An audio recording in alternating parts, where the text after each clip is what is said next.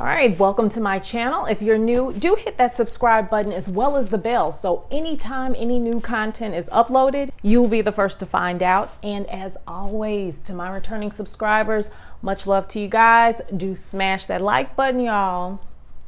And without further ado, let's do this.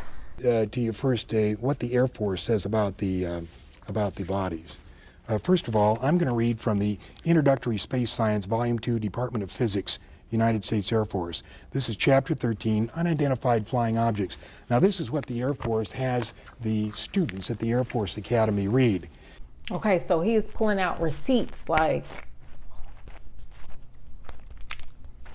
And it says, the most commonly described alien is about 3.5 feet tall, has a round head, arms reaching to or below his knees, and is wearing a silvery spacesuit or coveralls.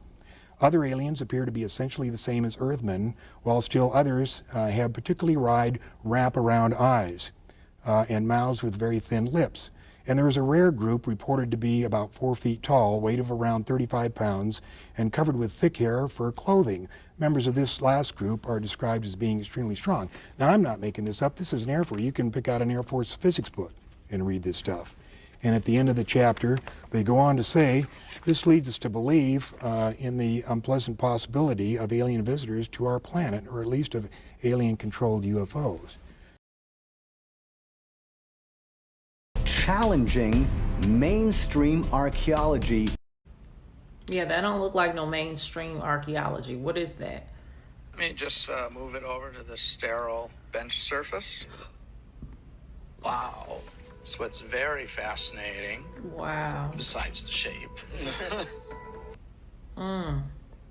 Looks like it has completely fused. Yeah, and forensics, they look at how fused the skull is to see how old it is. So if this don't have no traces, I mean, it's old as this feature. You know what? So it is curious that this skull does not. Camera picks up something alarming. That's why he has security camera footage of his bedroom, because he's hoping to catch these creatures that are visiting him on camera. As little by little, the figure creeps further into the doorway, revealing a bizarrely When do you actually ever go back to sleep? Like, slender leg, seemingly just a few inches in diameter, then an oblong head, and eventually its whole body. Forth until I found it, and then that's what it showed me, and I showed my son. He's like, got these tears coming to his eyes. No way. I want to see the rest of the footage. Like, does the little thing, does it come all the way in? Does it step back? Like, what happens? Like, I want to see the rest of the footage. And if I was his son that he tells, I would not go back to sleep either. Period. Period. The man was out just walking his dog. They stumble across this strange 3-foot creature lying in the snow. It was missing a limb. It That looks real to me, y'all. grayish skin color. Maybe it isn't, but it looks real to me. Ugh. There's at least 70 different species, and probably more. But yes, as odd as it sounds, there are little green men. That's not the ones we usually see, though. Okay, he for real just said 70 different species.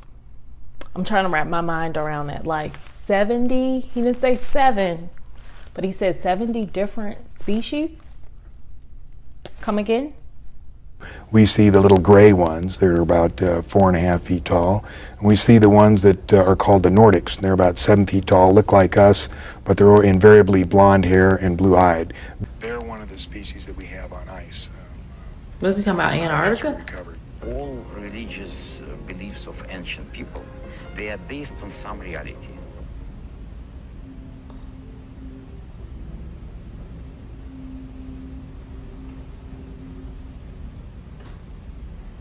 It is Oh, a wow. truly authentic hand Look at that. with 3 long fingers. Either that's really good Very clear. Hollywood stuff, and on or the skull as well. It was no, very, they did very x-rays. Very interesting.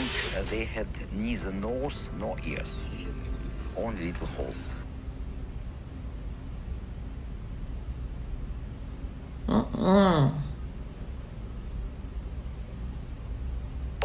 Look at those saw the fingers. skin, then I knew, because I know that bodies, when they reach that level of decomposition, they turn this kind of slate gray. Samples are important for a couple of reasons. Carbon-14 Heck testing. Yeah. Ooh, I don't think I would want to testing. do that. One though. of the labs that we sent I'd be a scared. sample Some to pop out like. for carbon-14 dating came back, and the results were anywhere from 245 AD to 410 AD. So that's the real deal. And as old as a local woman discovered a strange creature in the wilderness. that's a little bitty thing, ain't it? But according to the woman, the creature was still alive when she discovered it. Like a little voodoo doll with a helmet. I think, well, maybe if they're telepathic and it's developed enough to where they don't need to talk, they also don't need facial expression. Right.